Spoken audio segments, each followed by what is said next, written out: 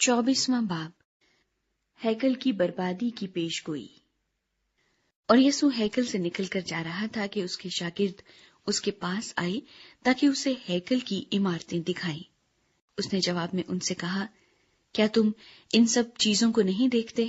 میں تم سے سچ کہتا ہوں کہ یہاں کسی پتھر پر پتھر باقی نہ رہے گا جو گرایا نہ جائے گا۔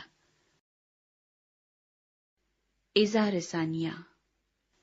اور جب وہ زیتون کے پہاڑ پر بیٹھا تھا، اس کے شاگردوں نے الگ اس کے پاس آ کر کہا، ہم کو بتا کہ یہ باتیں کب ہوں گی اور تیرے آنے اور دنیا کے آخر ہونے کا نشان کیا ہوگا؟ یسوع نے جواب میں ان سے کہا کہ خبردار کوئی تم کو گمراہ نہ کر دے، کیونکہ بتیرے میرے نام سے آئیں گے اور کہیں گے میں مسیح ہوں، اور بہت سے لوگوں کو گمراہ کریں گے، اور تم لڑائیاں اور لڑائیوں کی افواہ سنو گے۔ خبردار، گھبرا نہ جانا، کیونکہ ان باتوں کا واقع ہونا ضرور ہے، لیکن اس وقت خاتمہ نہ ہوگا۔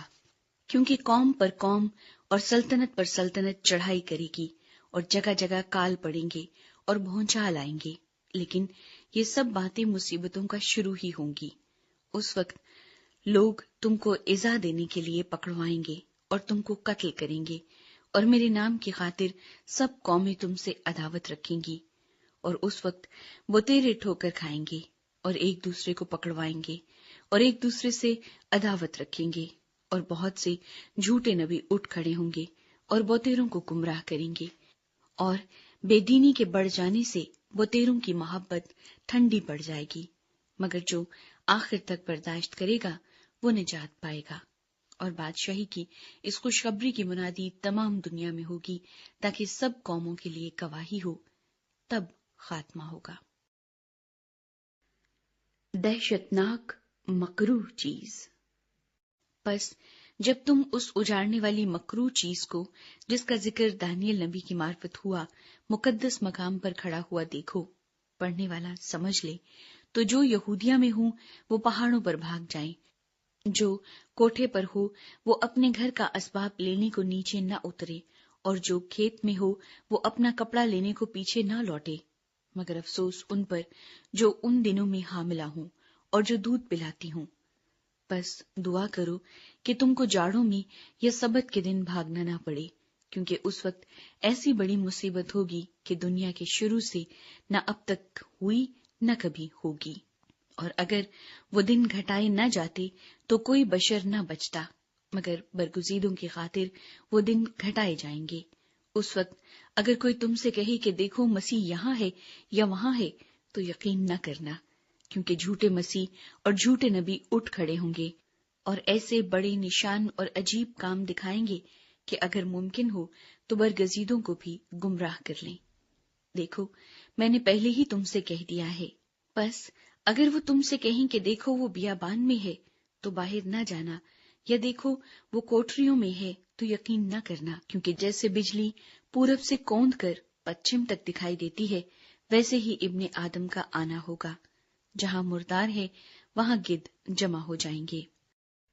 ابن آدم کی آمد ثانی۔ اور فوراً ان دنوں کی مصیبت کے بعد سورج تاریک ہو جائے گا اور چاند اپنی روشنی نہ دے گا، اور ستارے آسمان سے گریں گے اور آسمانوں کی قوتیں ہلائی جائیں گی، اور اس وقت ابن آدم کا نشان آسمان پر دکھائی دے گا، اور اس وقت زمین کی سب قومیں چھاتی پیٹیں گی اور ابن آدم کو بڑی قدرت اور جلال کے ساتھ آسمان کے بادلوں پر آتے دیکھیں گی، اور وہ نرسنگے کی بڑی آواز کے ساتھ اپنے فرشتوں کو بھیجے گا، اور وہ اس کے برگزیدوں کو چاروں طرف سے آسمان کے اس کنارے سے اس کنارے تک جمع کریں گے۔ انجیر کے درخت سے سبق۔ اب انجیر کے درخت سے ایک تمثیل سیکھو۔ جو ہی اس کی ڈالی نرم ہوتی اور پتے نکلتے ہیں، تم جان لیتے ہو کہ گرمی نزدیک ہے۔ اسی طرح جب تم ان سب باتوں کو دیکھو تو جان لو کہ وہ نزدیک بلکہ دروازے پر ہے۔ میں تم سے سچ کہتا ہوں کہ جب تک یہ سب باتیں نہ ہو لیں، یہ نسل ہرگز تمام نہ ہوگی۔ آسمان اور زمین ٹل جائیں گے، لیکن میری باتیں ہرگز نہ ٹلیں گی۔ آمد ثانی کا دن اور گھڑی۔ لیکن اس دن اور اس گھڑی کی بابت کوئی نہیں جانتا، نہ آسمان کے فرشتے نہ بیٹا، مگر صرف باپ۔